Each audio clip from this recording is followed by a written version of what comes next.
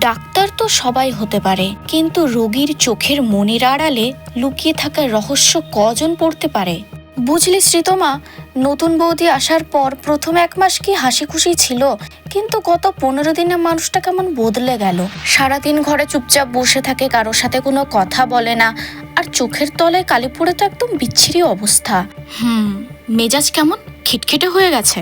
হ্যাঁ, সামান্য কথাতেই রেগে যায়। মা ভাবছে বিয়ে করে নতুন বাড়িতে এসে হয়তো মন টিকছে না। তুই তো ডাক্তার, চল না একবার দেখে যাবি। এরপর নিশার কথা মতো ওরা দুজনে নতুন বৌদির ঘরে যায়। বৌদি, শ্রীতমা এসেছে তোমার সাথে দেখা করতে। নতুন বৌদি তখন চুপচাপ বসেছিল।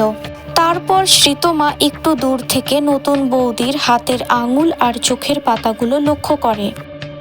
এই চ নিশা, আজ থাক, কাল সন্ধ্যায় আমি আবার আসবো, আর আমার জন্য একটা সিগারেট এনে রাখবি। সিগারেট? তুই কি পাগল হয়েছিস? তুই তো সিগারেট ছোসই না।